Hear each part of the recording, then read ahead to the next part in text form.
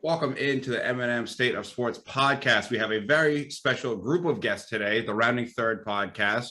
We've had Nick on before, but this will be the first time having all three of them on. Nick, Sean, and Harrison. They do a baseball podcast specifically Monday nights on YouTube. Their link's going to be down below at 8 p.m. And guys, I'll start with Sean. Sean, how you doing tonight, man? I'm doing good, fellas. I'm happy to be here. Nick said last week you guys wanted to do kind of have us join on, and I was pumped. So happy to be here. I'm excited for this one. Yeah, absolutely. Harrison, how are you doing? I'm good. Thanks for having us. This should be fun. Yeah, it's definitely be a good time. We're going to get to sit here and talk shit about Bud Selig. But Nick, of course, you doing good? Yeah, doing good. You know, third appearance already on the podcast here, dude. I'm loving it and eating it up. And thanks for having us on. Yeah, of course. I mean, if the Packers have another bad season, we might just move Morgan out because he's not going to want to talk about sports. We'll just move you right on over there. Really? I'm in recovery. This is how I relapse. I mean, I'm going to go back to watching the 2014 NFC Championship like Fallon does in the Fever. This is how we test you. Yeah, clear in recovery. Look at that non-facial hair face of yours. It's blowing my mind. Stash Cut, are you doing good? Yeah, I'm doing better now. Fuck you. All right. Well, the premise of this episode is I don't matter. That's fine. You know, whatever. Morgan, I was just doing you a favor. I already know how you're doing. It's nice to be asked, though. Okay, Morgan, how are you doing? Are you doing okay? No, it sucks. Okay. It's gonna be okay. Who knows? Maybe Rogers will. No, I feel better. Dude kicked the shit out of UNC last night, so I'm happy. Yeah, they sure did. All right, well, we're going to get into it. We're going to talk about Bud Selig and kind of the steroid era and how that has affected baseball. Obviously, with the Hall of Fame, the whole Barry Bonds thing that got brought up last week, and we decided that with this lull before the Super Bowl, this is a good one to talk about. So let's start with Bud Selig. I know Nick was watching the congressional hearings earlier today. Where do you want to start with that congressional hearing? Because I remember being a little kid asking my mom to stay home from work so I could watch that. I think I was in like middle school, and it was one of the wildest things I've ever watched. Yeah, I mean, I never really watched it either. Like, I've only seen the clips where, you know, like Rafael Palmeiro was like, I did not take steroids. Like Clinton, I did not have sex with that woman. Like, it was the same exact tone, same exact things. But honestly, like, the way Curt Schilling came in and he was like, you know, I've never taken steroids. I'm going to head this committee. I'm going to be anti-steroids, and I'll put together this whole anti-steroids movement. So he was on this side, and then Canseco's on this side. I mean, just spatting off and just telling everybody how it was. And like, I could see both sides because Canseco doesn't have any reason to lie. Really. None. Yeah. I mean, what's the point of him sitting there and being like, and lying about it? I don't know. But yeah, it's not going to get redeemed or anything. No, I mean, but good old Bernie Sanders was there. I forgot he was in that hearing. But holy shit, that's crazy. Goodness gracious. Yeah. McGuire was a mess. I mean, even more so than Palmeiro was. And Sosa kind of, you know, hid behind the language barrier a little bit, I feel. Like, he knew a lot more that was going on than what he put on. But yeah, in a nutshell, like, the whole thing was crazy. I don't know. Like, you have to go back and watch it yourself. It's really hard to dissect 2 hours of what happened and, you know, the information that was brought to them, because they all just dodged every question. Yeah, and plus, you know, before the clips that you watch, like the 2 hours and 40 minutes or so, they're parading families out there who have lost kids to steroids to try and just like really hammer in that these dudes are like hardened drug addicts or whatever. I don't know. It's like a wild hearing to watch. That hearing was more intense than the OJ case. Yeah. I love a good OJ joke. I just noticed the fact that, like, Frank Thomas wasn't there. He was like videoed, and dude, like, the other guys clearly have taken steroids, other than maybe Schilling, right? And they're not even half the size of Frank Thomas, and Frank Thomas has never touched a steroid in his life. And it's like, no wonder these guys wanted to take roids. They wanted to, like, at least somewhat compete with just built different. The size of Frank Thomas. I was gonna say Frank Thomas had a full ride to Auburn and for football and baseball, right? Yeah, I remember correctly. He's a freak. Dude, athlete was just built different. But And he played tight. He played tight end. It's not like he was a lineman. This guy was an athletic animal. He was just like a 6'8" tight end as a freshman. And now he does testosterone product commercials. Yeah. That is funny. So let's kind of start back with like the big, area when like steroids really started to come. You mentioned Canseco and McGuire, the Smash Bros in Oakland. Kind of like Jose Canseco has been really open about him just being like, yeah, I mean, we were just sticking each other in the ass with needles and taking the juice. Like, plus at the time there was no testing for it and shit. So right. I will say I'll give Nick like what he doesn't really have too much of a reason to lie, right? Like when you look at it, it's like he's gaining nothing from lying. However, the one thing you do have to look at is Canseco was writing and selling a book, so it's like you can't be middleman Dan. Like you got to be one way or the other, else people ain't gonna buy the book. So like, do I think people are using steroids? Absolutely. Do I think Canseco probably exaggerated on all of his stories? Probably a little bit. I mean, you want to sell books, like, and you're going to go out and do a book tour. People need to get into it to sell the books. So I do think there was some of that going on, but I believe that the steroids were being done by probably most of the people that he had mentioned. Canseco's one of the biggest scumbags there. Oh, has 1,000%. Like, there's a reason McGuire and him don't talk anymore, just because of how Not much close, right? Canseco said about him and all the ugliness that he put into the book, and tried to make McGuire look out like the bad guy. And he's like, "Oh, I'm the good guy. I'm bringing all this to light. Here you go." Right. Also, like to what you just said too, you got to give it the Hollywood treatment for a book.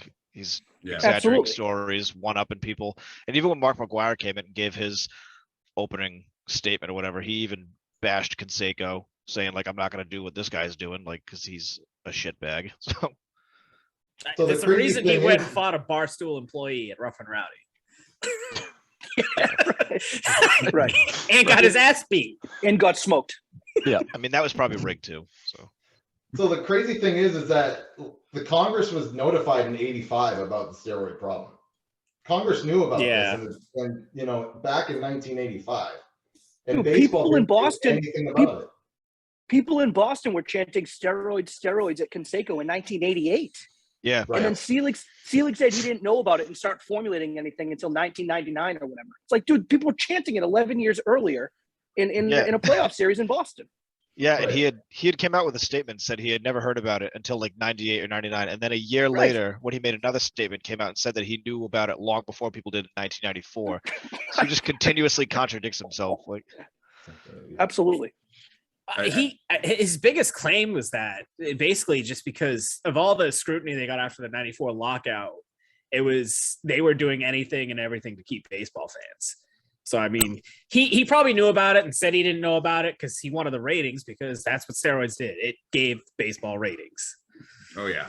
Well, that's the thing. And I know we're probably getting a little bit to rein it in, but the cover-up's always worse than the crime, right? Like, oh, yeah. You knew it was going on. We all knew it was going on. Just admit it hey, it was going on. Baseball was dying after the '94 lockout. We needed it to come back. Steroids brought it back in a big way. So we, like, who are you harming by saying that? Like, you're killing the story right there. Just kill the story and then it's over. It's back to the downfall of the MLB. It's their history. They are so set in history and their ways. And it's just why baseball fails. And here's the beauty of Major League Baseball. So there are players openly talking about steroid use in the 70s. Tom House was the best known for saying, I got 6-7 guys on my team shooting up. It's no big deal. Everybody's doing it. That was in the 70s. Yeah. Then MLB decides in 1991 to actually put a rule in that says, yeah, we're going to say you shouldn't do steroids. And then it takes them until 2003 to actually test for the damn things. So it only took MLB, 30-ish years to respond to a relatively well-known issue that now in 2022 is screwing up the Hall of Fame ballot, another 20 years later, because they couldn't get their shit together 50 years ago. Don't worry, Bud Selig still got in. Yeah, I was gonna say, and the dude who sets all this stuff in motion is just sitting high and pretty, like nothing ever happened. He's got his beautiful plaque, and he can't see Barry Bonds anywhere and can't figure out why. Yeah. The one iconic picture I have of this whole steroids era is when they had the All-Star game in Milwaukee, and they're tied in the 11th inning. Both benches are empty. They go over to Selig, and he just goes. Yeah. Like it just sums up all the 90s. Like a cartoon. And then he thought it was a good idea to make it so the winner of the All-Star game gets the advantage of the World Series. Yeah. Like that had to be one of the worst ideas ever invented. He had a bunch of them, but didn't he? Wasn't it who came up with the wild card? Yeah, so he did get the wild card, but The one game. I think the wild card in the playoffs. Yeah, I think that was him. Right. And interleague play, I think, started with him too, right? Or was that after? Yeah, no, that was him. He started interleague play and the Big World Baseball Classic was a big thing. But I mean, he was forced to do interleague when Houston moved because there was 16 and 14, and then when you go 15 and 15, it's not like his idea. That's like you're forced to do it. You still get credit for it. You show up for the group project. You know what I mean? It's a participation trophy, right? Yeah, exactly. Exactly. That's like something I want to get into too. So like the whole cover up from Selig, and like now we're seeing like the fallout from it. Like the fact that Barry Bonds isn't in the Hall of Fame, it's just what's the point of the Hall of Fame, in my opinion.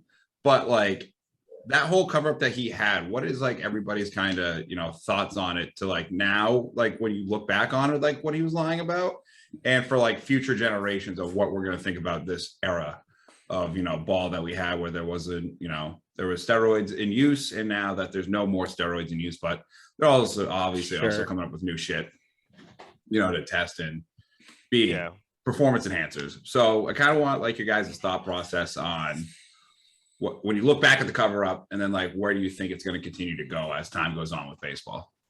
I mean, it's weird. Like the game keeps on coming up with these ways to steer it into getting views by doing like some shady shit. Like this past season, you had the whole spider tack bullshit. The year before, you have dead balls or corked balls or juicing the balls up to get more home runs and stuff. It's always trying to make the game with unsavory tactics instead of just making the game better, which is what they need to do. Yeah.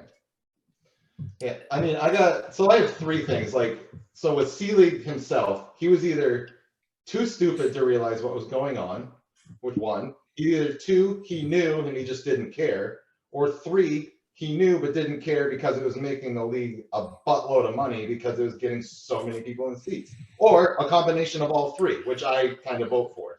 Like, all of the above. Like, the guy is not put together upstairs to make a sound decision. But the owners are also to blame. The owners put Selig in the commissioner spot, and the owners are sitting there lining their pockets. So therefore, Selig's going to do whatever the owners want to do. And you can't tell me that the owners didn't know that their guys were on steroids. I mean, look at Canseco, McGuire, Bonds, sorry, Morgan. Look at Sammy Sosa. Look at all these guys that came up like they could hide behind my four fingers. They were twigs. And then in 3 years, they were the six of us wide. I mean, like, the eyeball test says steroids were there, and everyone was like, I'm not watching. You know? Well, I think I'll add a fourth option for Selig's incompetence, if you will. Selig, you got to remember, was a part owner in Milwaukee before he was a commissioner. He's buddies with all these owners. So, like, don't think that didn't play a role in A, him getting the position, and B, him hiding all this shit, being like, you know what, we're raking in money now in the late 90s and the early 2000s after we were, you know, getting killed from the lockout. We're now getting ratings are back. The money is up. My owner friends are happy. Like, he's not going to start screwing over his owner friends in 1998. Just ain't going to happen. Right? Like that, to me, like, I obviously don't know this on a personal basis, but to me, that played a huge role. The fact that he was an owner, he knows all these guys on a very intimate basis, not just like employee-employer relationship, but like, I was their equal. I know what it goes into owning a team, revenue, all this, that, and the other. I don't know, man. I mean, to me, you come out and you own it. You just own it. You just do. In this whole keeping steroid people like Barry Bonds and Roger Clemens, all these guys out of the Hall of Fame, like, I'm sorry, I don't understand I don't fully understand the logic behind it. Like, to me, if you were that ashamed of the steroid era in baseball, build a steroid wing in Cooperstown and put all these guys in that part of the Hall of Fame where you explain the steroid era, when it happened, how it happened, who was involved, but they're in there. because they belong in there. I mean, it's the Hall of Goddamn Fame. Barry Bonds' numbers are ridiculous. Steroids or no steroids, I don't care. Like, this guy belongs there. He's one of the greatest hitters to ever walk the face of the earth. Pete Rose. Like, this is insane that these guys are not in the Hall of Fame. Like, you just got to own it. Just own it. Hey, it happened. We fucked up. You know, move on. Yeah, he wanted to keep it like specifically like I read a quote actually somewhere. It was from the Mitchell report that he wanted to exclusively blame it on uniformed personnel, that it had never anything to do with the owners and stuff like that. Of course. See, in the way Sean brought it up, it's always, when it comes to steroids, it's always Bonds, Clemens, and the other guys. It's not everybody, because everybody was doing steroids, but they made Clemens and Bonds out to be like they were the bad guys and they were the only ones doing it and take all their records away. So that's one of my big gripes. Because there were easy faces for the media. They were, because they are so impactful on the history of baseball because of what they did. So they tried to take away their accomplishments in a way to do that. And the other big thing is Selig wasn't dumb. He knew what he was doing. Because when they did the Mitchell report, he hired his buddy Mitchell, who was a part, whatever he was, with the Red Sox. And in the Mitchell report, there was no Red Sox player's name and no Brewers named. Selig's former ownership and his buddy Mitchell.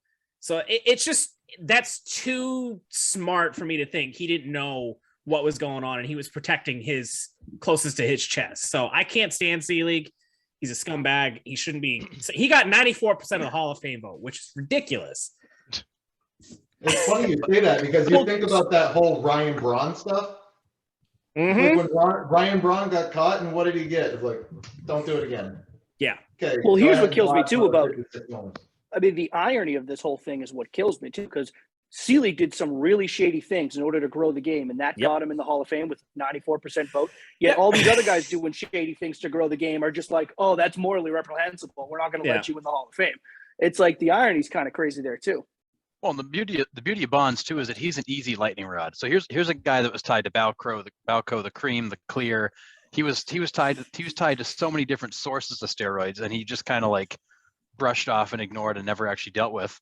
And then he has the 73 home run season. The guy never even hit 50 in a season. Then he goes off for 73 in the middle of this whole Balco scandal. I mean, the whole world looked at Bonds and went, bullshit. Like, there's no way you're not all juiced up on cow stuff and whatever else you're juicing up in your system here. You've never hit 50. You go off for 73. Then you get in trouble. You put it away and you drop back to reality. I think that 73 home run season, and with all the Balco stuff swirling, he's like the perfect lightning rod and the face of the problem, because here's a hallowed record he holds, and the guy never even hit 50 in a season. Never tested positive either. He was early to the game on the TB12 method. All the avocados and stuff. He got on a good his avocado ice cream. My favorite one that everyone forgets too is Brady Anderson. He hit 2 home runs with the Orioles, and the next year it's like 68. Like, what? Ridiculous. What just happened? Everybody was hitting 40, 50. I mean, Soriano, I think, had a 50 home run season. But talking about saving the game too. Baseball needed it. Yeah, when you talk about saving the game, they used to tune in. You could be watching Nickelodeon, and they would tune into a Barry Bonds plate appearance when he was about to hit a home run. Let's talk about saving baseball, which I would say the summer of '98, Sosa McGuire, to a degrry, did with that home run race. Absolutely. Let's talk about kind of like what you guys remember from that, because obviously, I'm Morgan and I are little kids. You guys are a little bit older than us. So what do you remember about that summer in baseball, cutting in, mid TV shows to see these at bats and such, and kind of the impact that it had on the sport for you guys growing up? So I can tell you. Go ahead. All right. So I took a whole bunch of notes on this, because I went back and I was old enough to kind of remember watching it. WGN was on local TV, so it just happened that the Cardinals were playing the Cubs that day. That McGuire hits his 62nd.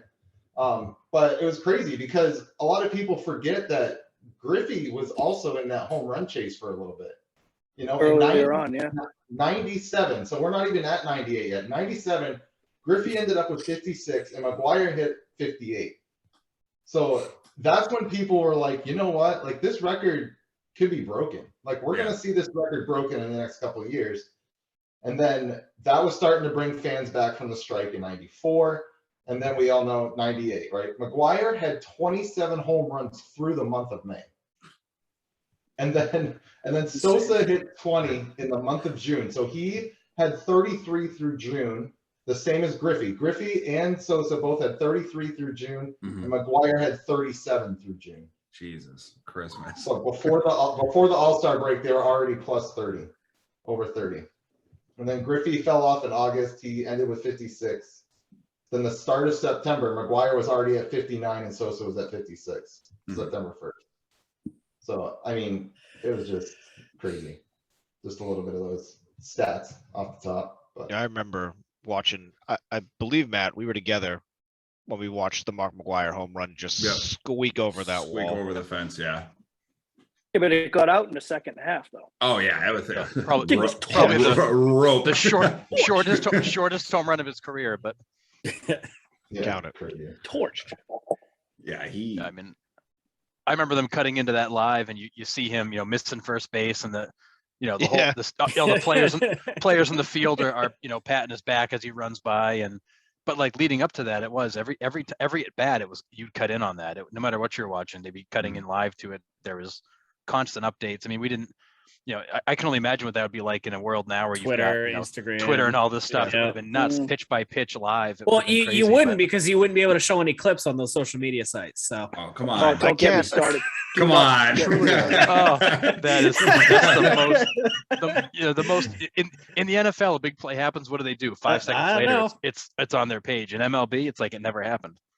I can't think of another time in my life when it came to sports that everybody was that invested on the same thing sports wise. I agree. Yeah, I was born in 90. So in that summer I was 8 years old. So I was kind of on the younger end. I mean, I remember, I have a twin brother. So like the two of us were like really kind of into it, following it along, like just the home run aspect of it, the McGwire Sosa going back and forth kind of through the end of the summer, August, September.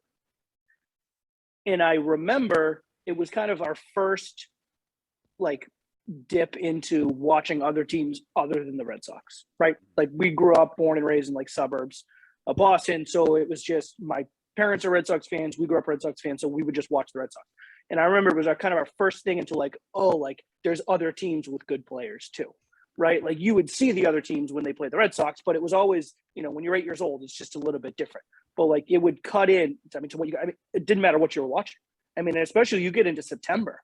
I mean, you were watching any channel, and it would cut. It was absolutely crazy, and it was mesmerizing. I mean, to your guys' point, I mean, it took over everything for that month, and I do remember that being like, wow, this is pretty neat. Like this is pretty cool to kind of be. I do wish that I was a little bit older. Like looking back on it, like I wish I was like 15, 16. And kind of could have appreciated it a little bit more. But it was, I mean, it saved the game. I mean, it truly did. Anyone that says otherwise, I'd like to have a minute because I don't know where baseball would be today without it. I really don't. I mean, without that, all joking aside. I read that during that period, it was responsible for a 400% increase in the revenue of MLB viewership. Oh, I bet. We go. I mean, good Lord. Like you'll never top it. No. I mean, I was 13 that summer, and our Babe Ruth baseball practices during BP, we'd all be doing, Sammy's hop out of the box after he, hit a ball in BP, or we'd be trying to have the McGwire high finish to see if we could launch one into space, and it was all we we talked about during BP on the bench, on the at school. It was constant. Did you see the home run last night? You think they're going to get him? But we spent the whole summer trying to pretend like we were McGwire and Sosa. And speaking of him too, and talking about Barry Bonds earlier of how not getting to the Hall of Fame, but Sammy Sosa, talk about a dude who has just been completely excommunicated from the game. Yeah. Like he's a ghost. Just Sad. erased. Yeah. Literally and figuratively. Yeah. It's a tough one. Yeah. I mean, McGuire's the hitting coach for the Padres now. So McGuire's back in the game. Yeah. He was out for a while. He was out of baseball for a while. And he had to work. He had to go through the minors. He had to go back to the mines to get his way back up. Like he had to work his way back. Yeah, that was one of his lines in Congress was, "I'm retired." Yeah. And you just sit back and you're like, "Yeah, okay, but like, good." But you go back to that point about the revenue increase. I mean, that's why in many ways, Selig was stupid as a fox this whole time. I mean, this guy, the game is blowing up. They're building ballparks left and right, 2 waves of expansion, revenue's up 8x by the time the guy's done.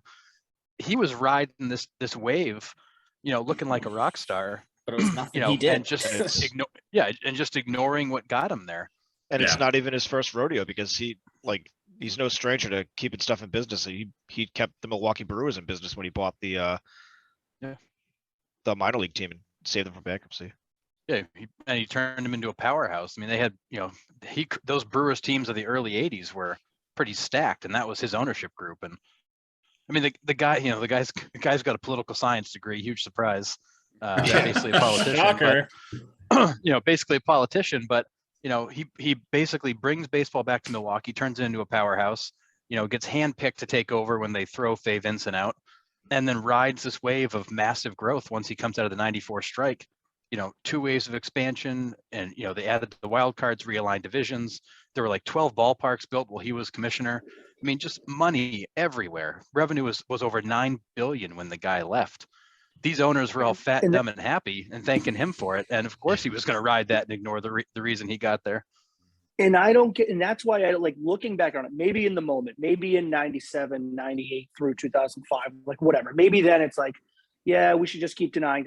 But at this point now, like, what is the harm in just coming out and be like, you know what? Baseball needed it. Like, because the numbers are there now. The statistics are there. Like the revenue numbers that you guys shared are there. Like, we are not stupid. Like, don't piss on my head and tell me it's raining. Like, you knew about it. Like, we all knew what it was. And so it just worked. Come out. Yes. And it worked. Baseball needed it. We needed it. The owners needed it. The players needed it. The game needed it. We got it. Let's move on. Because like, you're just stopping the story right there by continuing to like deny and try and wordsmith your way out of it. It's just like, you're just giving us things to talk about. It's crazy. Yeah, just to give you a benchmark. So in 2015, MLB's revenue was $9 billion. They reached the $9 billion mark in 15 as Bud Selig retired. The NFL just crested the $9 billion mark this season at $9.8 billion. Wow. I mean, MLB was crushing the NFL. Until this whole thing unwound. Yeah. I mean, mid 90s MLB is just a different sport. Yeah, it was way different. Oh, of course. I mean, that's the big thing, because I hear you guys talk about in your podcast all the time is who are they promoting as face baseball? And really the last guys it was these Bonds and McGuire and Sosa and Clemens and all these guys. Those were really the last like ego-driven guys you could promote, whether you hated or loved them. You had to tune in to see him, and they really haven't had that player sense that they wanted to do that. I mean, Poppy a little bit, but that was more, I think, Boston oriented. But that was more regional. Yeah, I agree. Yeah, yeah. They don't really have those guys anymore. Tatis. Well, they do. I think there's guys there, but you got to take advantage of them. You got to take advantage, because I agree. I think Tatis is one of those guys. I think Juan Soto is one of those guys. I think, I think we had mentioned it on ours last week. Like, there's a handful of these Latin American, Latin American players that really have that energy that just draws you in, like them or hate them, right? Like, but either one of those emotions are going to put eyeballs on the screen, because I can tell you, no one loves to hate watch people more than me. So if I hate someone and they're on TV, I'm going to watch, because I love to hate watch people, and I'm not the only one. That's the Houston Astros in a nutshell. Yeah. Well, that's why Sean is such a huge fan of those Baker Mayfield commercials. He watches them on repeat. Oh, good Lord. Sean, do you like Baker Mayfield? Yeah. Oh my God. Okay. Let's go off the rails real quick, because I think Baker Mayfield absolutely sucks. If next Sunday, he's the worst. Baker Mayfield episode, I'll be back. Perfect. Sean and I can sit there and bond over how much we hate Baker Mayfield. Oh, so I also, just do something first. You want to do commercials? Do commercials, but win a few games. Win a few games and maybe do a little bit more than what's expected of you one time for me, just one time. And then you can make all the commercials and I'll shut up. But just do Johnny it Manziel one time. 2.0. Sorry. So this is our crimes and conspiracies thing. So here's something I've been thinking about for a while is with baseball specifically, in how you see how the NBA is, it's so player driven and the NFL is so player driven and they control the league. I think part of them not promoting these guys is they don't want to give these player empowerments to then have the players have more control in how baseball operates. I mean, I don't think they want that. I think I the don't owners disagree with you. are so corrupt with they want their full control. They don't want the players to have any sort of feeling of control. The MLB I don't. Yeah. dislikes Go ahead. when a player transcends their sport. Yeah, Mhm. absolutely. They don't like it. I mean, you got Yeah. Brian Flores making the plantation owner claim right now in the NFL. MLB's been doing that forever. Yeah. I mean, you look at the free agency rules. Look at that 6-year Mhm. requirement. 6 for years. these- Like for what? these- Yeah, I mean, they it and then ties the into way exactly they play the what's going game on with now. they play the game of leaving you in the minors till May 1st to actually cost you a year of eligibility. It's like MLB's been playing this game forever and have. playing it very well. Yeah. No, Yeah, I they think 100% have. Yeah, I think Morgan makes an awesome point because I think conspiracies and all that, like, but I don't think that that's far off at all. Like, No. I truly don't. I mean, I think it ties directly into what's happening now with this lockout. I mean, you think about the top 2 or 3 things that these players want now in order to start playing the game, and they want a bigger bonus pool, which I can't say I blame them. They want a little bit more control over their future. I mean, you look at most of these guys, right? The service time requirements and all this, they It's get one crazy. shot at a free agent deal. They get one shot. You get one shot at a free agent Or 2 deal. if you do steroids. Well, right, yeah. I mean, Wow. and that's it. I mean, if they start promoting these players, to your point, they start promoting these guys and they make these guys very public and very likable. And people like me living in, suburb of Boston, Massachusetts is really loving this guy that plays in Seattle, Washington, right? If I start really liking this guy, well, then now I'm going to be up in arms at why he has to play 8 years in Seattle or whatever the hell it is before he gets to be a free agent. But if they're just kind of guys that no one cares about, then we just kind of just move along with our business. Like, I think that's pretty spot on. And it's bullshit, but I think it's pretty spot on. Yeah, but I also get the point where like they don't want what the NBA does, and it's like LeBron come here, Russell Westbrook come here, Chris Bosh. Like they don't want those super teams. And But it's having not. 6 But years- baseball, But base, That's but how you get baseball can never viewership. be that. Well, I don't and I think get baseball that, could ever do but- that though. You don't. But I don't think so? baseball could ever do that. No, Yeah, it they is the could. most. It's the most. Okay, look at what the Yankees are essentially that, and the Yankees haven't done anything but get past the wild card game in how long? And That's the because Yankees they have didn't call tried the to right do that. guy. But the point being is, I'm not sure that model works in baseball as consistently as it works in the NBA. You look at basketball, and I'm not knocking on basketball, but basketball, you need like 2 guys. If you get like 2 studs, like you're going to win most of your games, and you're going to win against the lower seed. It's just the way that the game is. Yeah. Basketball is just too individualized. Yeah. Baseball is the most individualized team sport there is. Like I can 100%. have a great game, but if 7 of the other guys have a shit game, we're not winning. That's just how it works. Yeah, Like, I so gotta you agree can with you. build a super team, if you will, but that super team isn't gonna have the success in baseball that it Yeah. has. It's So not you're like saying having DeGrom and Scherzer at the top of your lineup does nothing if you bring in Corbin Burns and Walker Buehler? I mean, Dude, DeGrom I'm doesn't not- stay healthy, so It doesn't Yep, matter. okay. If you bring in That- the top 5 starters, you're gonna mow everybody down, and it's not gonna matter. Yeah, for but you 5 can't hit. innings. to a degree. Yeah, but you won't. Yeah, my part of that is like baseball. It's really hard to have like super teams because baseball is the one sport where I honestly think like an underdog seed, like the Atlanta Braves, you have a legit shot to win. The NBA, most of the time, the best team's going to win. I'd say 9 out of 10 times. I don't think that's the case for baseball. You can get hot. I agree. DeGrom or Scherzer can have an off night or an off series. You know what I mean? That's why I don't think we see like these super teams to this degree in baseball, which I mean, I think parity for baseball is obviously great. And I think that's a big thing that the NBA does lack right now. Yeah, It's and the in the same NBA, thing you've got kinda 5 seen in guys on the NFL. floor, and it's the same 5 guys every single night because they've got, they've got enough off nights. You look in baseball, you've got you're starting 9, but you've got 5 starters. They're only pitching once a week. There's just too many players on a baseball team to be able to stack the deck like they do in the NBA. You could definitely load a team. But go back and look at a team that was really loaded that ever won anything in baseball. Because to your point, oftentimes the best team doesn't win. It's just a matter of who executes the best and who's hottest at the moment. And the team that plays the best team baseball is a legitimate thing, right?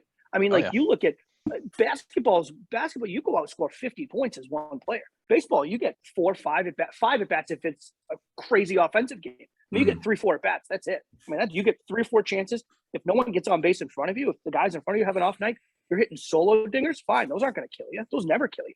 So, like, I don't know. I mean, I think the Yankees have tried it. I don't think there's any doubt that the Yankees have tried it. Look where it's gotten them. I mean, maybe it is a mix of the fact that it's the wrong guys, maybe, right? But it's just too much of a. Other guys need to come through for you. And basketball's not that. Basketball, you take the game over by yourself, and it happens too often. Your boy Sammy Sosa spent the summer of '98 hitting solo dingers in games that didn't matter. So that's it. The king of the meaningless home run was Sammy Sosa. Good Lord. I can't say I wouldn't want to see my outfield be like Barry Bonds, Sammy Sosa, and Ken Griffey Jr. though, because that would be awesome. Sure. That would be pretty incredible. Yeah. There has been some parity too. I mean, like I'm not. I don't know. I'm trying to defend my stance here a little bit. Like, no, you go ahead. Baseball just doesn't want what the NBA has, and if they give these players a lower free agency where it's 4 years, like it's gonna happen. Like naturally, it's just gonna happen. And baseball doesn't want that. I think we discussed it a couple weeks ago. Where like, if the MLBPA gets 5, the next time the agreement comes up, they're gonna ask for 4, and then they're gonna ask for 3, and then that's when, it's not even about owner control at that point. Is they just don't want people to be like, oh, hey, come here, come play here. Yeah. Because there's teams that like, oh, the luxury tax, like, I don't care. I'm going to spend $85 million over the tax. And if it's going to give me a World Series, it's going to give me a World Series. However, in the past 20 years, there's been like 20 different teams that have been to the World Series. So like, as much as we say the parity's not there, it kind of is, which is weird. It's just the bottom teams that are at the bottom are stuck there, and they're not getting out. The Pirates aren't getting out. Been there forever. The Royals aren't getting out. The Rockies aren't getting out. There's just some teams that are at the bottom that will never make their way to the top. Sadly.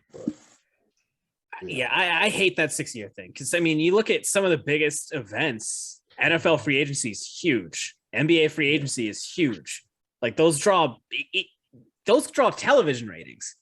All the first takes and undisputeds. They talk about that for weeks. And for MLB to not want that seems mind-boggling to me. They had it this year. They freaking had it this year, and then they just throw a lockout right in the middle of it. This was the best free agent class they've had I can't even remember. And they're like, you know what? Like, all these guys are going to be free agents. Let's lock it out right now. Yeah. Call it good.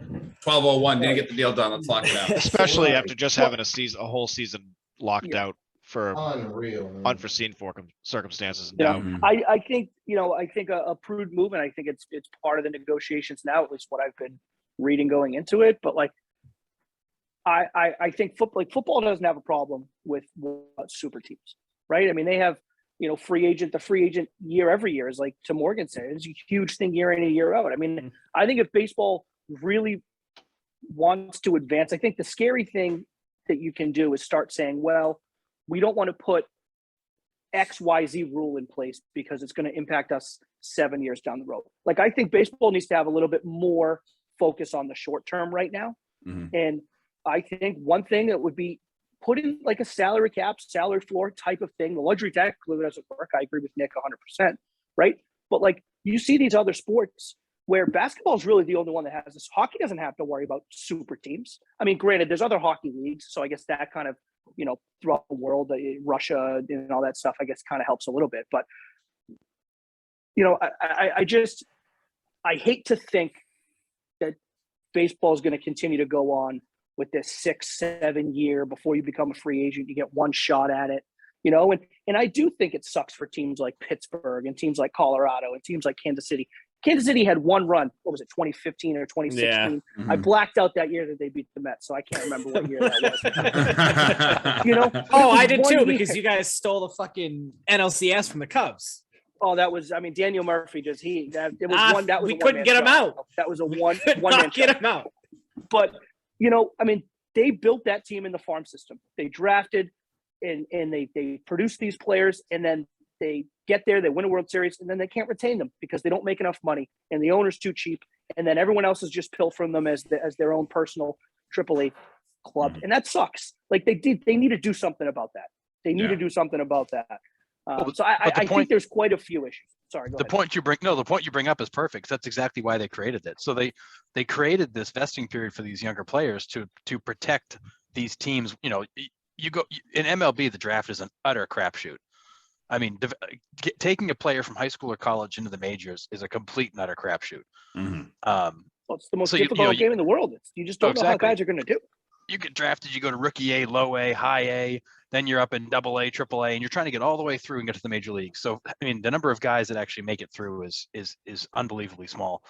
So the league said, well, look, you know, if these teams like the Royals and the Pirates develop a great player, we got to make sure they get to keep him for a little while because they had to invest in all these different stops along the way and all the developmental stuff, et cetera, et cetera. So let's help them protect them. The problem was the intent of it was to help these teams that develop players get to keep them for a little while. But then the big market teams like the Cubs and the Red Sox and the Yankees started going, well, I can just mess with service time of these young kids and keep them cheap for a little bit longer. So I'll call them up on May 15th. Watch this. I'll screw with the league and I'll take advantage of this loophole. And that's when this whole thing dissolved. The intent of it was to help these teams develop players and retain them for a little bit longer. Then the big market teams started playing games with it because they can afford to stash a guy on the bench or whatever and not care. And then this whole thing dissolved at that point because it became a game to everybody. So, you know, what was supposed to be 5 or 6 years became 6 or 7 years because of the way they'd play with the time they called them up. And it just became this friggin' joke. And here we are today where these players know that, you know, I should be on the team, but I'm gonna have to wait 6 weeks for the call so they can mess with my service time. It's just crazy. The Chris Bryant's the most public example of it ever.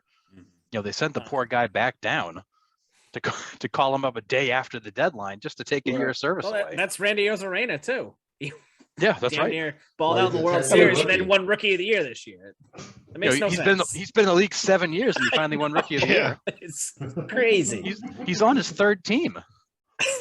So ridiculous. Absolutely insane. All right, let's circle back to Selig. Is there anything on the Balco/Mitchell report that you guys want to talk about or go into further detail on? I know we had that on our list. If you guys had any interest in, I was going to say I didn't know that about the Mitchell report, that it was his buddy for the Red Sox, and like there was no Red Sox or Brewers players named, which is ironic since David Ortiz just got into the Hall. Yeah. Well, everything in that report was just designed to keep them all safe. One of the main people on the report, Larry Starr, was probably the most prolific source that they got, and he's completely obliterated from the report. There's nothing about him in there. All of his info is gone, and he had names, dates, all this stuff, and they just took it all out because it was damning to the entire thing.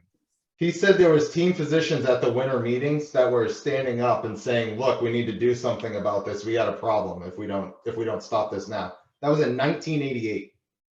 Yep. That was in 88 he said that.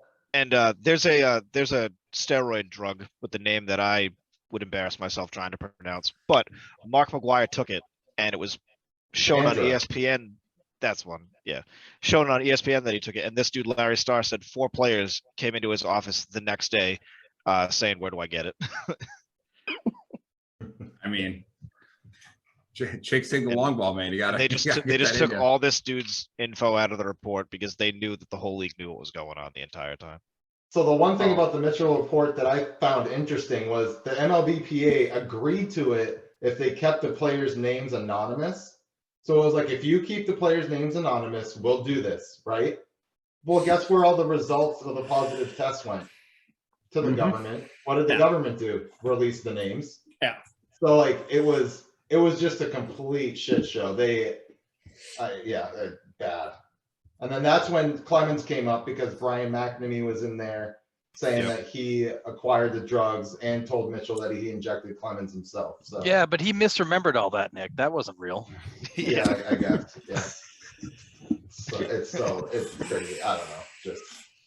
And then the other dude, Kirk Radomski, he had a plea deal with the MLB through the Mitchell report too, a plea bargain for to try and get rid of his distribution of the drugs and money laundering through all these players and stuff like that. And then he gave him all the information, and then they still sentenced him to like 5 years and fined him like $20,000. Well, that was the thing like I told you guys to look at with Canseco, right? So his opening statement in Congress was like, listen, I'm facing other charges in Florida unrelated to baseball. So whenever I say here, I want immunity, and they're like, no.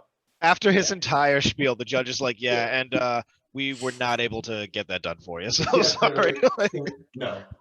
Well, So And I love the fact that in the Mitchell report, he talks about how comprehensive it is, but then he also footnotes the fact that the Players Association was not willing to cooperate. All interviews were turned down. No documents were shared, and they did not allow them to investigate anything on the player side of it. The only player to agree to an interview was Frank Thomas. Yeah, right. That's right. And he did it on his own. The Players Association freaked out. Frank Thomas just sitting there. He's like, "Hey, man, I'm just born different. Okay, all these guys were shooting up. It wasn't me." Dude, the guy's not from this planet. The guy's a friggin' monster. No, that's the widescreen version of a human being. Yeah, that dude's from Krypton, man. Like, Jesus Christ. Like, on the making money end of it too, talking about him, Selig know what was going on the entire time. Mitchell also was a former chairman of Walt Disney. So that dude's that dude's in the making money business. Yeah, and he's from Maine as well too, isn't he? Isn't Mitchell from Maine? He's from Maine. Yeah. Yeah. Yeah, he was a former chairman of the Walt Disney Company. Not bad. not a bad gig. And pretty deep in the cookie jar. And what I didn't realize is that Rob Manfred was actually in the league office as the executive VP of labor relations when the whole Mitchell report thing happened. Yep. Yeah. I completely forgot he had been there that long. Yeah, that is interesting. All right, we kind of touched on this earlier. We'll wrap up with this. So, like, the steroids' long-term effect on baseball, especially the Hall of Fame, we think the solution is like a steroid wing, or because, like, obviously Barry Bonds, as Morgan loves to defend, he never tested positive for steroids. Didn't. True. So it's a fact. That's not me being biased. It's with situations like that, like, do you think they get their own like wing at the Hall, like, going forward? Let's just say 20 years from now when we get a commissioner who actually is able to be messed up. Go ahead. Yeah. So my brother brought up to a good point to me when him and I went to the Hall of Fame. I don't know, six or 7 years ago. Went to the Hall of Fame. I was pissed because they didn't have anything about Bonds. And they had stuff on Sosa and McGuire, just a little section about that summer of '98.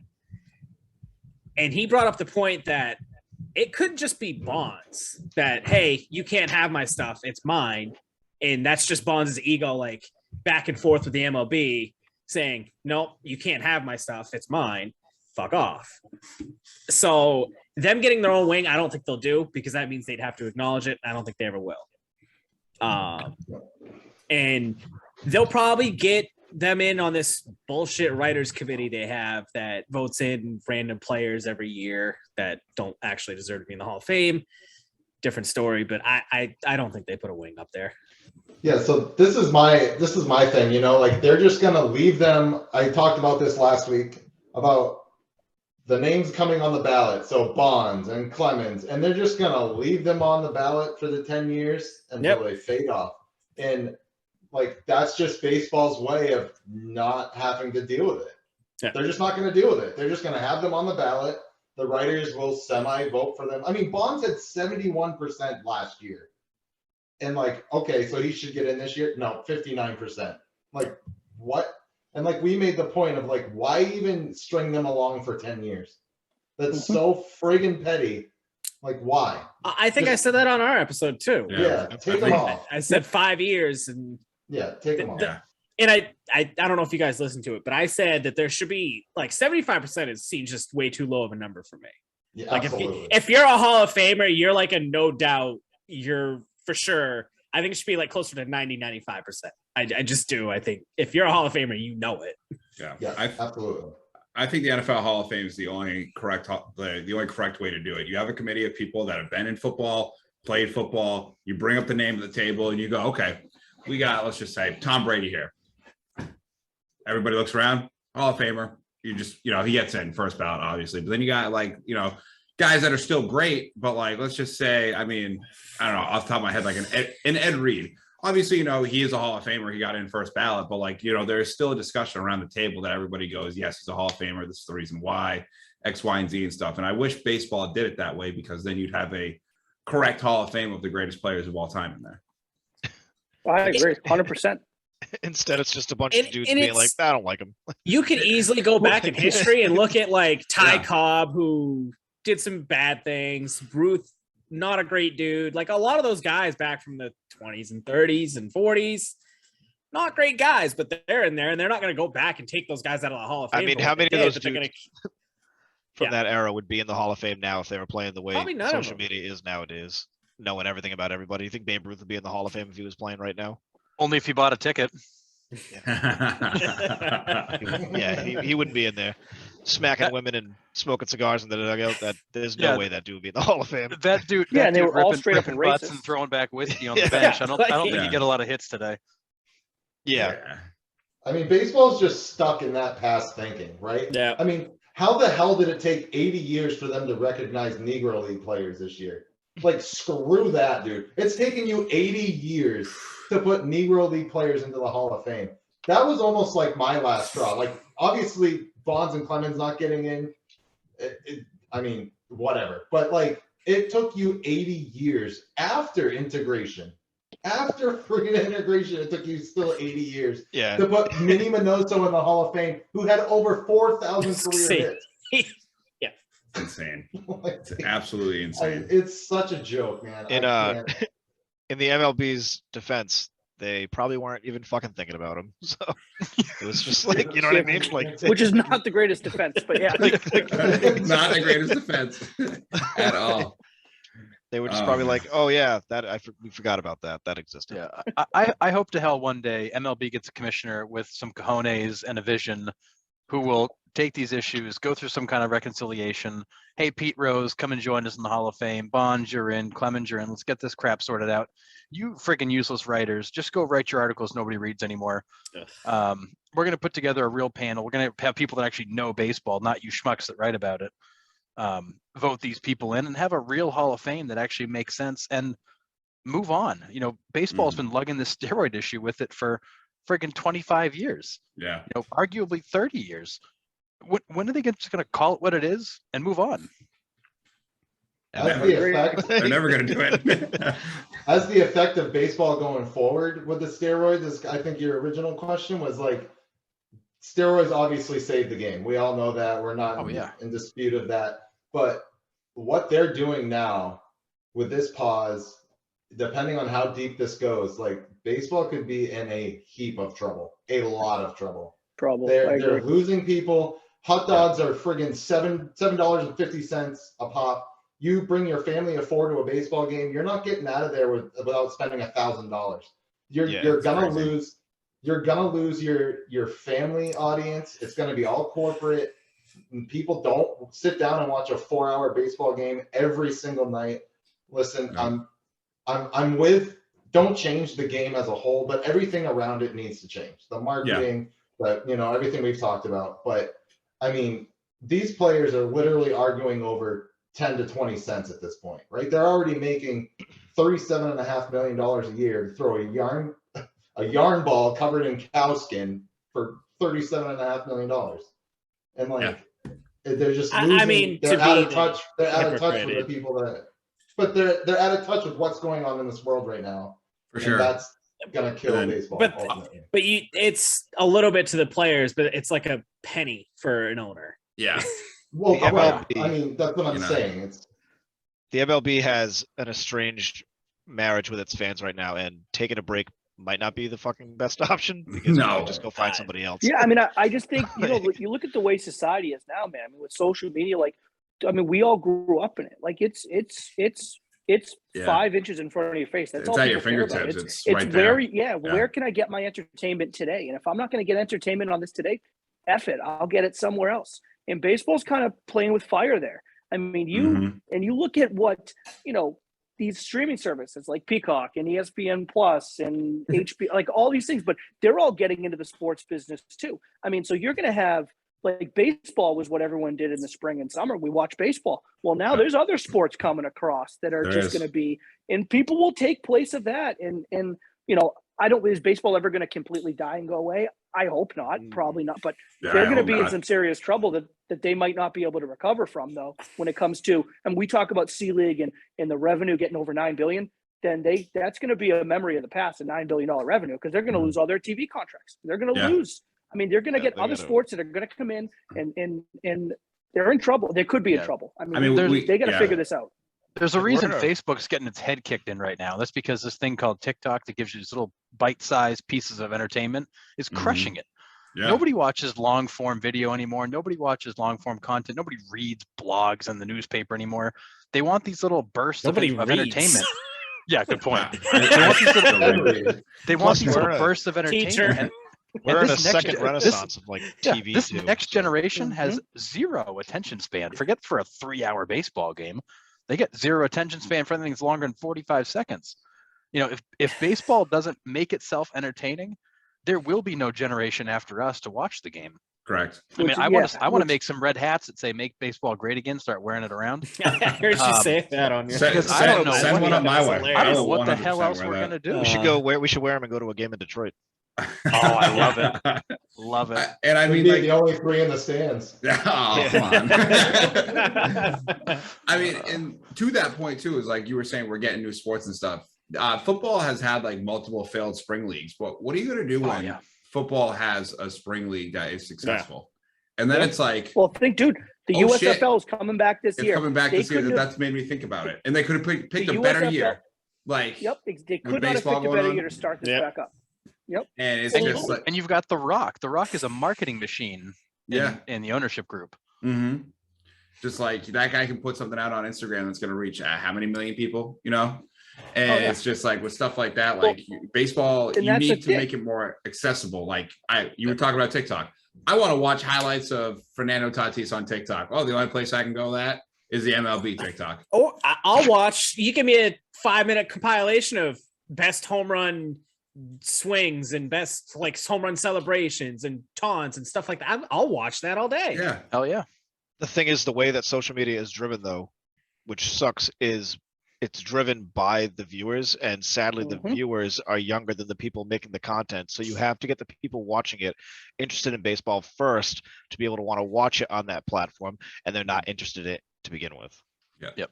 It's a but that's where we could do another 60 minutes on this alone, because I think this is the biggest shortfall of Major League, of this regime, if you will, of Major League Baseball, and I think it's by far. Right. I mean, like and I'll use an example like Jared Carrabis, right? I mean, you guys mentioned Barstool. You guys obviously seem to know who Jared Carrabis is, right? Yeah. He's everywhere in the world of baseball. And like, this guy can reach over 1 million people instantly. Yeah. Instantly. And baseball does not give him the power to promote that, because why? Because they don't even have an answer as to why they won't do it. They just won't. You can't share any of their shit. Sense. Yeah. It doesn't make any sense. There's literally a guy on TikTok that just does this. And he's better known than every major player out there. That's all I'm saying. Well, it's crazy because people who are in charge of baseball are sitting around a fucking table right now being like, man, how can we get people to watch baseball? And then people like Jared Carrabis are like, yo, let me show this to like 1 million people. And they're like, no, not that way. Like, how can we get them to watch it? Right. Like, I just fucking told you. Like, because MLB looks at that as, I'm not going to make any money on that right now. Yeah. Like, if I'm not selling a ticket or a shirt, I don't. Share our videos. Yeah.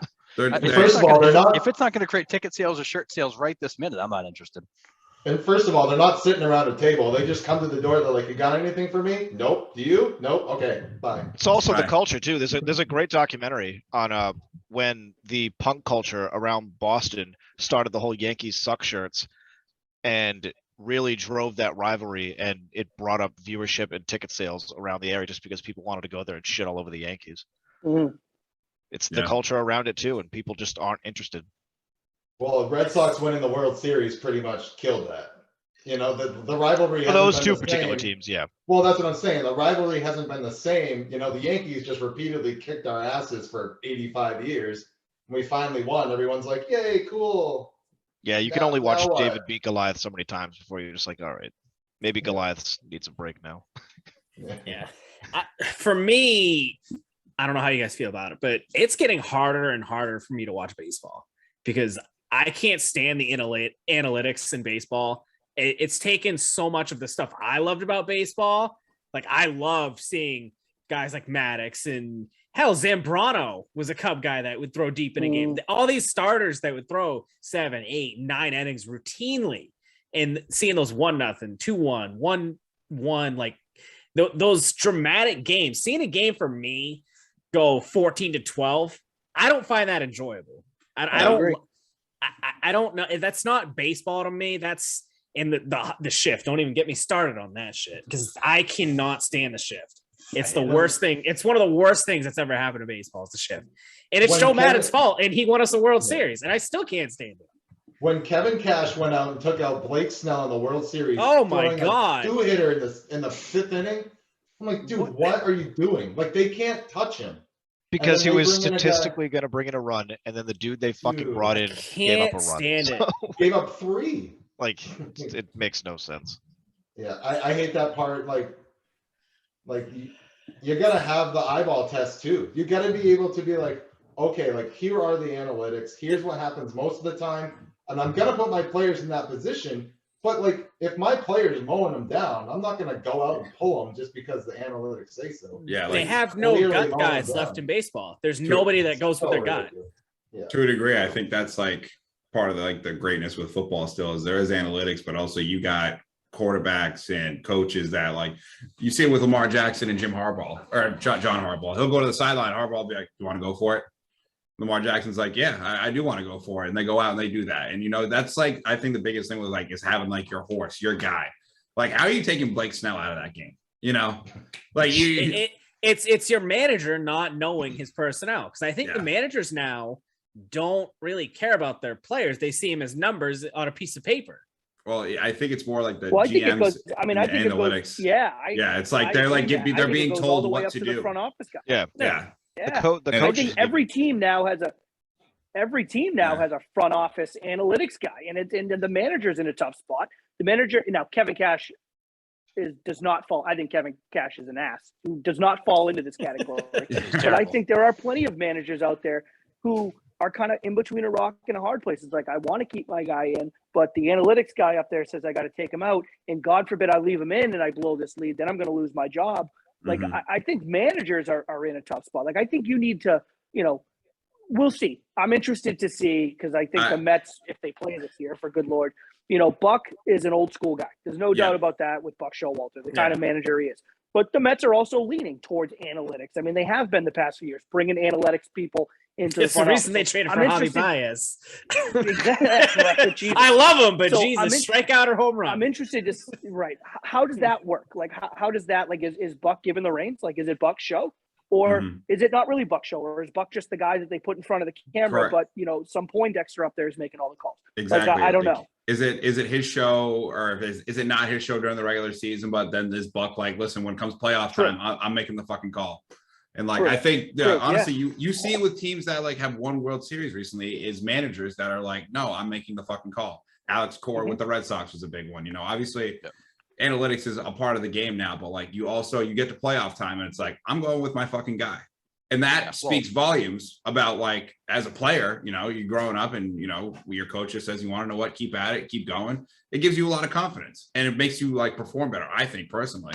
So when you have a manager that does that for their guys, I think it's, a big deal. But then you also get for Cora too, though, you got to remember he's listening to the drum beat on the trash can. I mean, he's not just winging it out there based on his gut. Yeah, True.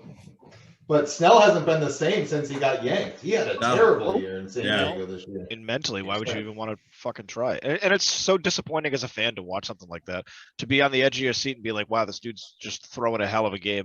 And then just out of nowhere, they're just like, we're going to take you out because, storm clouds on the horizon. It's like, I don't know. It's so disappointing. Even on the opposite end of that spectrum, like you look at what Grady Little did with Pedro and Joe Madden did with Aroldis Chapman.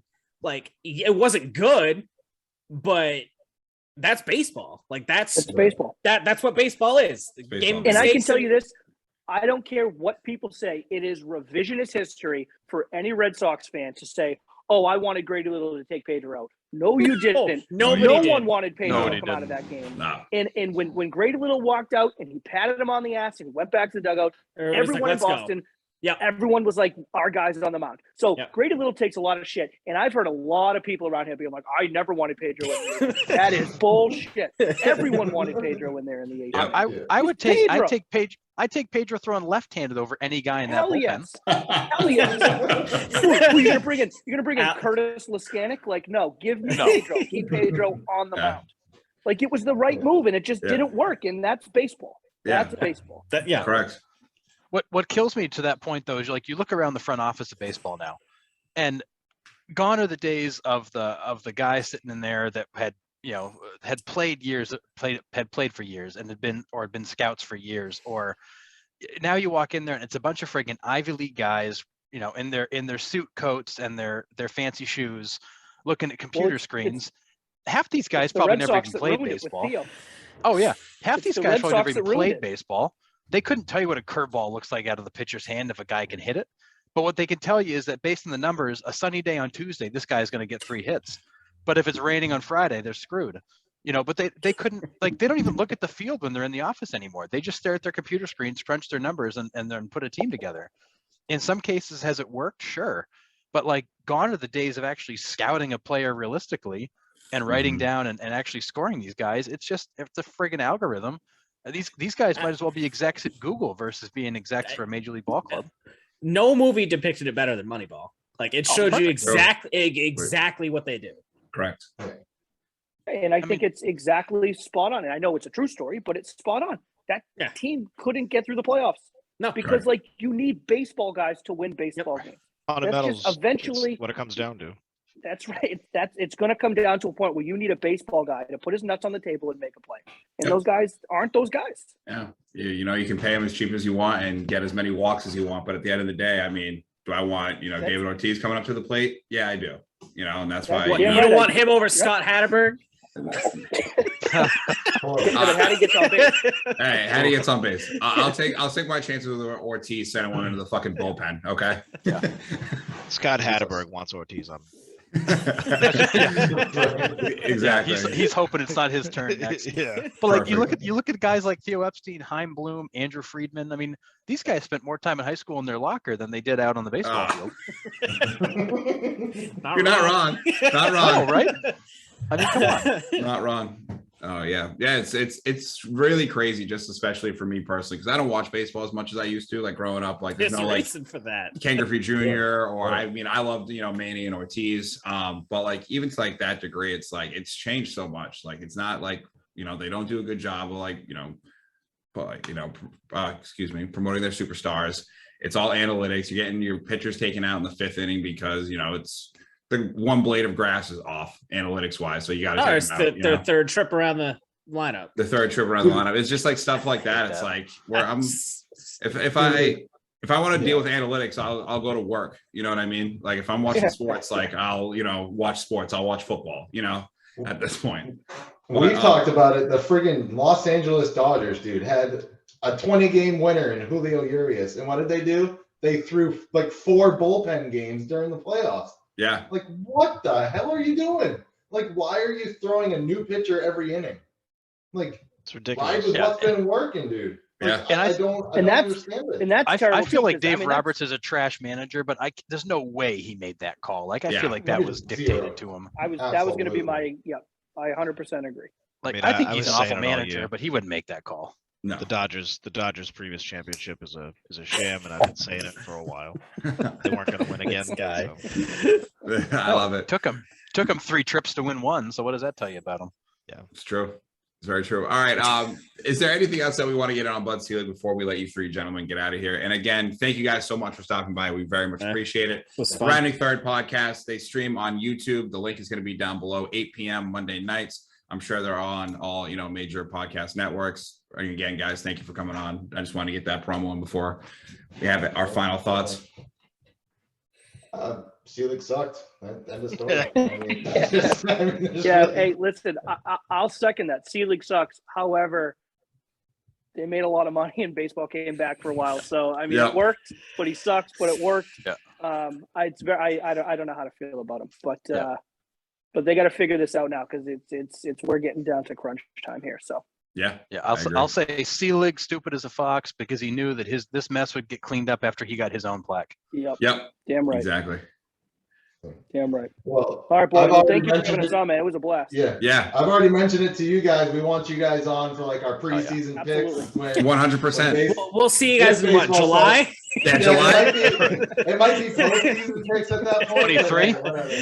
Well, you know, opening day 23. will be like July 4th. You know, it'll be great. It'll be a great day. Perfect. You know? America's game on America's absolutely. day. There you go. Awesome. Thank you guys so much.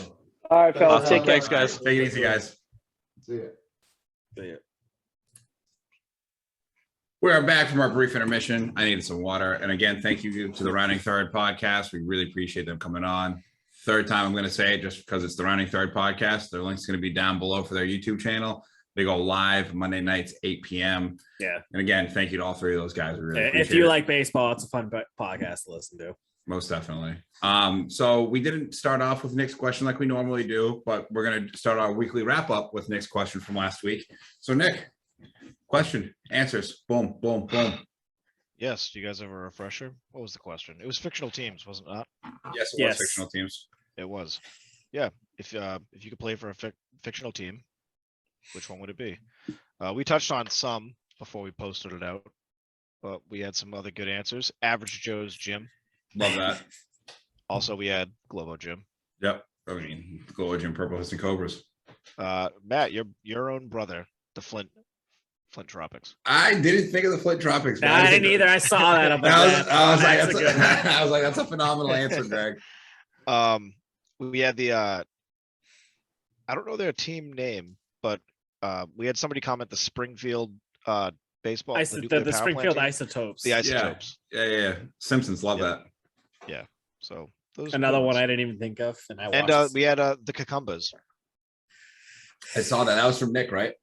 That was. RPG, baby. Yep, RIP. On too soon. All right, let's we don't really have a deep weekly wrap up here.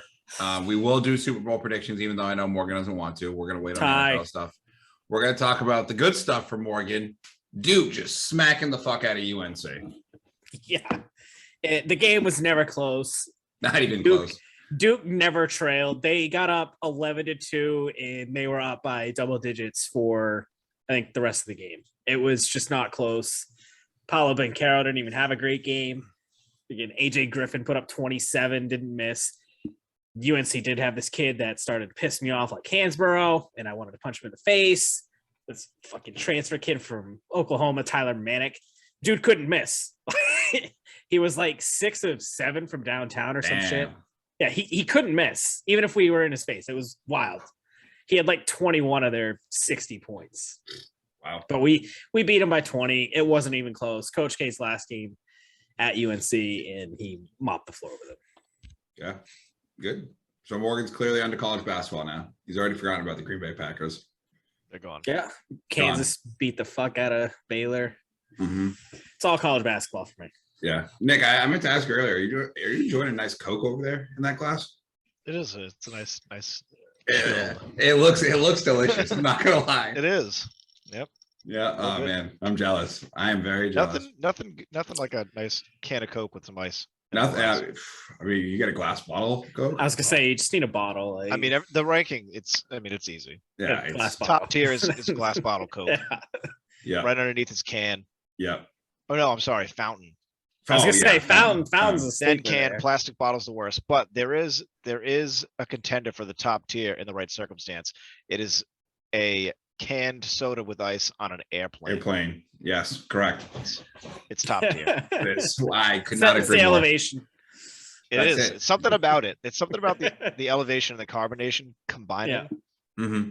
I don't know what it is. It's delicious. But we're gonna do a little NFL talk before we get to our Super Bowl prediction, and before we talk about the entire mess the NFL is in with Brian Flores. Doug Peterson is the new head coach of the Jacksonville Jaguars.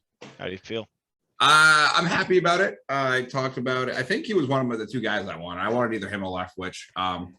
He made Wentz an MVP candidate for 14 games. He can help teach Trevor Lawrence. Obviously, they need an influx of talent. They got the #1 pick. I hope they don't draft. I hope they trade out and one of these quarterbacks, like the kid from Liberty, just ascends. and someone is just desperate to trade up and gives us a little bit of a haul to get some draft picks so we can get more players. We just need an influx of talent.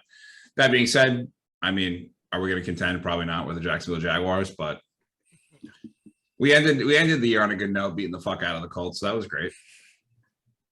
There you go. Yeah. Got to be excited about that. Yeah, a lot of coaching hires. No black coaches.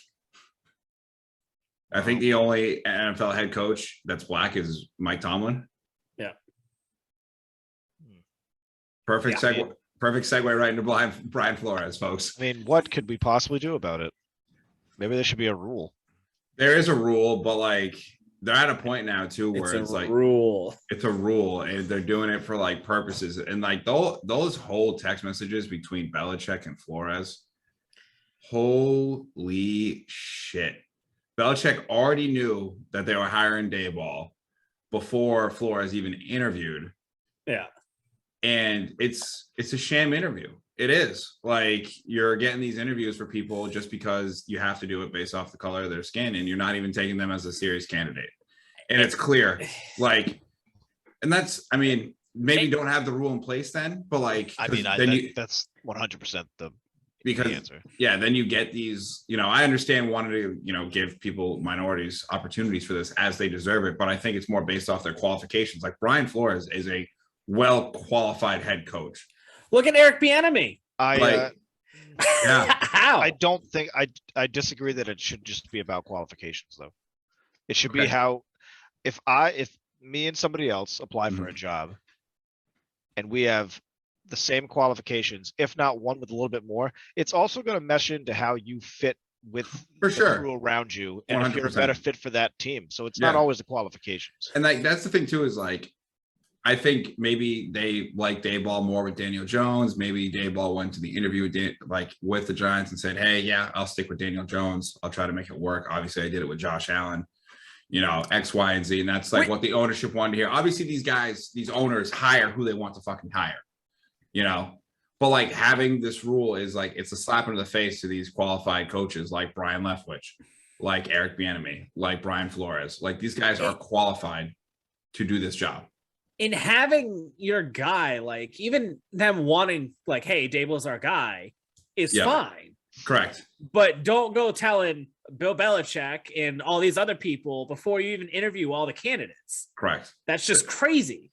Yes. It's irresponsible. And obviously we know, like we were saying it earlier on the podcast, like every sport is just a boys club, but like this shit, like getting out, it's like, this is something that like, obviously deep down, we all know, I think is going on in the NFL and every sport, but it's not something that ever gets really brought to light. And it's like, those are some damning texts. And then like friggin' Stephen Ross, who's invested in gambling, the owner of the Dolphins, telling Flores to lose games and I'll give you $100K extra for every game you fucking lose.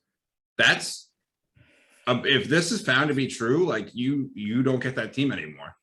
You are not an owner. You're throwing games. Like you're potentially throwing away endorsements with gambling apps and sites. Correct. Like you're rigging shit. If there's one thing I learned about the NFL is one, they've got the Super Bowl up and that game's going to happen. And this story is going to go way down the chain and probably get forgotten about. Dude, I don't think so, man. Dude, he was on Good Morning America doing an interview. You don't go on Good Morning America doing an interview right at 8 a.m. if it's not a big fucking deal. Right. That's how everyone finds out when Kim Kardashian was pregnant. It's got to be a big story. I don't think when it comes to the NFL, I don't think any of that's going to end up mattering. It is. I'm going to be curious. I don't know if he ever coaches again in the NFL, which is sad because I doubt it. I think he's a hell of a coach. I really do. Like Flores, like brought that team to like be competitive. And I saw something where like his record, the last like 2 seasons was better than like Bill Belichick and Zach Taylor and Mike McCarthy and a bunch of pretty good coaches. And he got fired because he didn't have like the same, like that's the thing too, is like if you want to hire a guy like that, that needs to be established. Don't hire somebody that is like a straight shooter. Like don't hire somebody that's like, listen, if we go onto this boat with Tom Brady to try to recruit him and this gets found out, who do you think's getting fucked here? Tom Brady, the owner, or me? It's going to be me. It's always the coach. And that's kind of, the name of the game, being like a scapegoat and stuff. But like, it is, man. Oh man, this shit coming to light is insane. Absolutely insane. It could potentially be a very disastrous situation. Is it insane, or is the worst part that I'm not surprised by any of it? I'm not surprised by any of it, but just the way it's nothing, coming out. Yeah, nothing's surprising me anymore. Nothing could happen in this world anymore that would shock me. Yeah, It's true. Nothing. So I'm gonna be curious to see how it works out. Really, really curious. All right, Morgan, I know you don't want to talk about it. We're talking about it though. Super Bowl predictions. We got the Rams. We got Joey Burr, ice cold, and the Bengals. Who we got winning it? I'm asking you, Morgan. I've got the Packers. Well, they're not playing this weekend, so Okay. who you got winning it? Pass. Who you got winning it? Pick one. Flip a coin. Let's see. What do I want? Remember back in the good old days when Morgan would go to say some shit and then his mic would just cut out and we could just be like, Oh, that's a great pick right there, Morgan. I almost got on my old laptop just for this situation here. Yeah, that would have been great. You could have just been like, I'm gonna take the and then what blank would be like, Morgan was gonna take the Cincinnati Bengals and Joey Burrow. That's incredible. Joey Burr. I'm definitely not taking Joey Burrow. I'm rooting. I am taking the Rams. I'd root for the Rams. I want Stafford to win. Okay. Nick, who you got? My heart wants Joey Burr to win. Dude. Stupid fucking. I've been sticking with the Cincinnati You have Bengals since our repicks. You have. I said I thought they were going to make a late push. They did, and now they're here. Cincinnati's in the Super Bowl. And you know what? I usually say you shouldn't decide with your heart. You should split it, but I'm sticking with Joey Burr. I think he's going to bring the Cincinnati Bengals for Harambe. Bro, I could not agree more with you. I think Joey Burrow gets it done. He is just the coolest fucking cat in the NFL. Like, if I could hang out with one NFL player, it would literally be Joe Burrow, because that guy's cool just the fucking coolest. As the other side of the pillow. He really is, man. He really fucked. They went into KC and beat Kansas City, and he was just like as cold as ice, man. In Arrowhead, walking in with the Nike swoosh around his neck, just dripping. Absolutely. Ice. He looked like he was on the cover of NSYNC's Celebrity album. He just looked good. He did, man. And like, he's just made these plays and like made game-winning plays. The defense has stepped up for them. I don't know. The Rams are fucking loaded though, so it'll be a tough game. I don't know. I want Joe Burrow to win. I was expecting us to say all that shit and just be like, but the Rams are gonna win. Yeah, the Rams are probably gonna win. Only had to beat Garoppolo, Stafford, and fucking Joe Burrow for a Super Bowl. Man, I highly debated trying to either you come down or make a trip up to watch the Super Bowl just in case he won. Oh yeah. I mean, because if he wins, there's gonna be some champagne bottles popping. Oh yeah. I mean, dude, Joe Burrow is so cool. But I mean, if the Rams win, I'm happy for Odell. I've always liked Odell. Fuck Odell. I like Stafford. I care less about Odell. I like Ramsey. I like Von Miller. I'd be happy for all those guys. And Aaron Donald is probably one of the greatest football players I'll ever see with my own eyes. So I definitely wouldn't mind Stafford getting some credit. Yeah. So it's good. I just hope both teams go out there and have fun, and it's a good game. Yeah. I'm more excited for the halftime show than I am for the actual Super Bowl. I mean, that's going to be an all-time halftime show. I'll be in bed by like 8:30. Do you think there's going to be any special guests? I mean, yeah, it's pretty loaded to begin with. Oh, they got Dre, Snoop, Eminem, Mary J. Blige, and Kendrick Lamar. And Kendrick Lamar. Bro, do you need anybody else? It's pretty loaded. I'm gonna be like fake, like crip walking in my fucking living room, listening to the second they play like the next episode or something, hear that beat coming on. Oh man, it's gonna be incredible. I wish, part of me wishes it, like, I like Kendrick, but a part of me wishes it was like maybe like Ice Cube instead. Yeah, some other big huge legend. What are you gonna do? Have Ice Cube come on and just be like straight out of Compton? Yes, that's exactly what happened. What? So we're gonna have Eminem. We're gonna have Eminem rapping about murdering his wife. I mean, no. I mean, he's gonna connect with a lot of the NFL players. To say. yo, you got there slightly before me. Oh, boom, boom, boom. But This yeah, guy's talking some sense on the TV. that is true. Actually, there's one thing on this weekly wrap up that I want to talk about Commanders. with Morgan. Oh no, so two things actually. So the Washington Commies is Washington's new team. Ooh. You guys had 2 years and you guys couldn't figure out a good name to pick. They should have went with my team name that I came up with a while ago. It should have been the Washington Monuments. That's a good one. I like the Great Red Hogs. That was a fire one. You know what name I like? The Washington Redskins. Well, that's because Morgan is a fuck. I'm still calling them the Redskins. I don't care. What do you think about the Guardians, Morgan? Fuck them too. They're the Indians. You know, the Braves are next. The Braves and the Chiefs are next. And Braves. the Chicago Blackhawks. Can't wait. They're all next. I'm telling you right now, the last stand for these names will be the Kansas City Chiefs because those people in middle America will not stand for it. I don't think the Chiefs name changes in my lifetime. I think I'll be dead. Yeah, you'll die in a riot over the change. Yeah. They'll just like come, they'll And just there's spread from Missouri. way Come out. stupider names. Like the Los Angeles Lakers. Really? There's no fucking lakes in Los Angeles. That's not true. They got like It's no- man-made It's no rivers. jazz. Come It's on. no jazz in Utah. Like, no shit. Yeah, Utah Jazz with a mountain range in the background on the jersey. I mean, fire jerseys. Don't get me wrong. I'm pretty sure the Mormons don't allow jazz.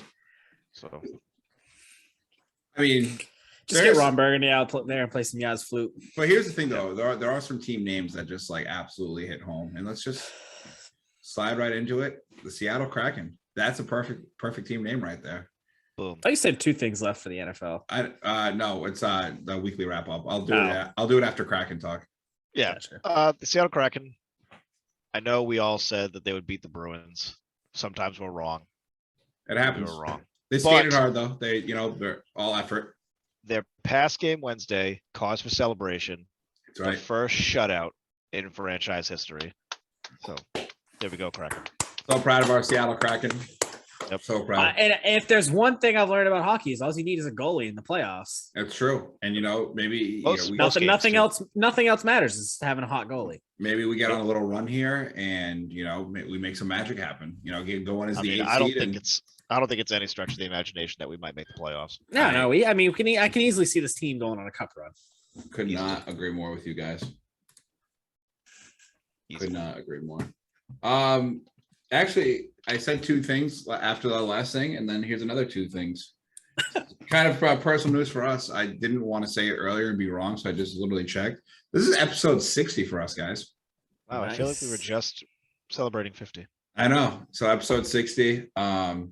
I do know we did get some positive feedback on the pop culture episodes. We can Yes. talk about it on here with you guys right now. Maybe want to do it like every other Thursday or something. Like try to, every 2 weeks talk about, movies, TV shows, video games, just other stuff going on in the world to show you how versatile we are as Yeah. people. I and not- already I already had a recommendation saying if we would potentially want to talk about shitting all over the new Star Wars movies. Perfect. That's a very real possibility. So I've got I a lot like to the say. first new one. The other two can go fuck themselves, but Yeah. Force Awakens I actually More or thought less, was I agree with what you said. pretty good. I mean, it was just like a carbon copy of the OG. You know what I mean? Yeah, if you like the original one, you can't say that you didn't like the new one because it's the Correct. same movie. Yeah, it's true. So, all right. Morgan texted me this week, and it was a Oh, very interesting that. text, and I wanted to talk about it, this take, and I want to see Nick's reaction when I say this. Morgan, This was a private text. private text. Morgan texted me and said, I think John Morant is the best guard in the NBA. And I was like, over Steph Curry? And he's like, yeah, I think he's better. What do his numbers look like? They're nasty. Yeah, he's disgusting. He's on a tear. Let me pull Is him he up starting real in the quick. All-Star game? Yeah. Yeah. Let me see. Pull those numbers up I'm working on it. Bring him in. quicker. Come on. He's the best averaging 26, 5, and 25, 27, 6, and 7. That's better than all three of Steph's categories. Steph's at 25, Technically 26. 5-6. It's an interesting take. How do you Can't say feel it's about it? wrong. No. I mean, obviously, we're not going to say he's wrong with, how much we fucking. He's all love got the Steph Curry on this Memphis podcast. Grizzlies to the 3 seed in the West. Yeah, he's hooping, man. Yeah, I mean, people love to give them hope, and then we all know what happens to the Grizzlies. I mean, Morgan called this years ago. He literally goes, Ja's going to be better than Zion. It's just what's going to happen. I didn't think that was that much of a stretch. I mean, Zion did have a lot of hype coming out. He did. I So, watched him enough God, at Duke to know so John much. Morant was better. So Yeah. much hype for Zion. He wasn't even the best player on that team. I remember the whole thing when we were in Vegas. Everybody was there to see Zion. Yep. Yes, Matt. RJ Barrett was better than Zion. I was like The thinking best about it in my player. head, and I was like, I guess. He was. But yeah, everybody when we were in Vegas that first summer for Nick's bachelor party, everybody was there to see Zion. And then Saw the wrong guy. and then the earthquake happened. That shit was insane. That was wild. Unbelievable. But yeah, I like that Morgan is officially a Memphis Grizzlies fan with John Morant. We got to get him a jersey. Yeah, I think I've retired my Lakers fandom and jumping ship to my boy Ja. Fair. Yeah, I'm going out to LA here soon, March 10th through the 20th. I'm out 2 Sundays in a row. We're gonna have to figure out what to do, guys. Wow. At least You're it's going for during. a while, huh? Yeah, 9 days. You're going during St. Patrick's Day. I am. Oh yes. I think we're gonna be on the mountain that day too, so it's gonna be sick. I'm going to be at a mountain of beer cans. yeah. But yeah, I'm gonna go try to catch a Lakers game at the crypto arena while I'm there. What a stupid fucking Nice. name. Terrible name. Another one where it's the Staples Center. Yeah. It It's is. just, it's an iconic name. I agree. Can't wait for them to change the Couple of garden and change that to some shit. Yep. That's That's gonna gonna laugh. Well, that wasn't always. Was it always TD Bank? It was TD. It was always the Garden. garden. It's Yeah. always No, been the garden. he's talking about Madison Square Garden, Nick, not Oh, you're talking about the Madison TD Square Yeah. Yeah. Has it always been Madison Square Garden? Yeah. Yeah. It used to be the Fleet Center back in the day, Nick. Fleet Center. Fucking what an awesome name. I was talking about that this week with one of the guys I played basketball with, Colin. We were talking about the Fleet Center. He's like, I don't call it the TD Bank Garden. He's like, I literally still call it the Fleet Center. All of them will eventually get bought out. We'll have like a meta stadium soon. Oh yeah. It's gonna be sick. Yep. Damn it. I mean, it's hard to beat all those old stadiums like Wrigley, Fenway. It's just those are the best. Those will man. never change. Lambeau. Not in our lifetime. All right, Nick, you got a question for us before we get out of here? Let these fine folks go on an almost hour and 40-minute episode. Yes, I do have a question. Right before the question, shout out to this sign. Yes. If you want to buy your own custom signs, you can. There's a shop. It's at Naughty Pop. KNOTTYPOP. Perfect. Custom signs for you. That's where we got this one, and it's awesome. If you text that to me, I will have that down in the description as well. So you can tap in with her on Instagram. Renee did a great job. So tell her thank you from all of us. Our cool sign. Yeah. The question of the week. I don't necessarily right now need answers from you two because it's a little more Okay. sweet. research involved I'll see you guys next week. than most. Okay, but we'll get some cool responses because I'm sure people are going to do their digging and want to come up with a cooler answer. What is the best year in sports history? 2016.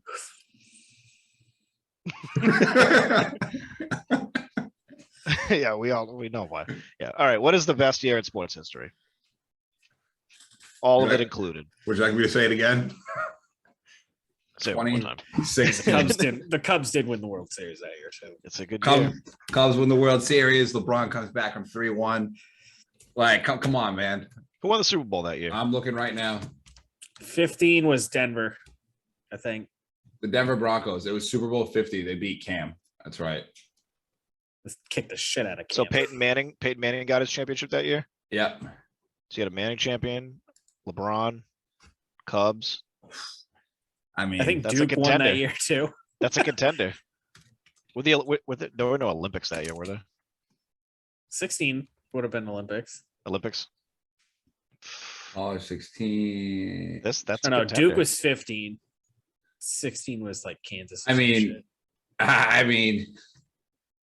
Alabama won the NC that year too, man. I mean, like, come on, man.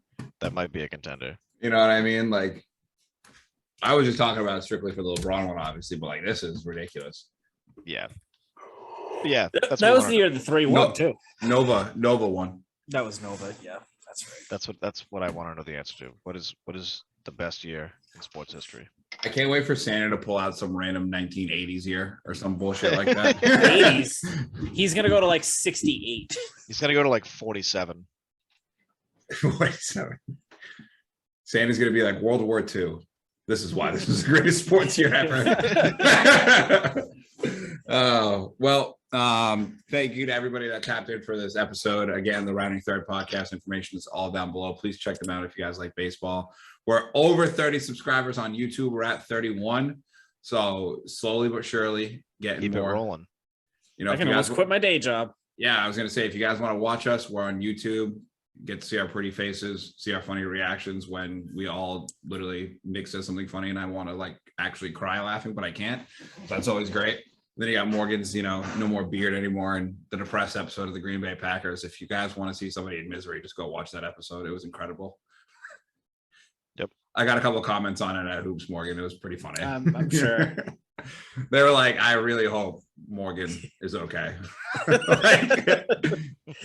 like I had a couple texts too for people that listen to us that were like texting me being like, have you checked in on Morgan yet? like, so Get all the belts out of the house. holy shit. But that is going to do it for us. You guys got anything to add before we get out of here? That's all I got. Morgan? Go Duke. Release the Kraken.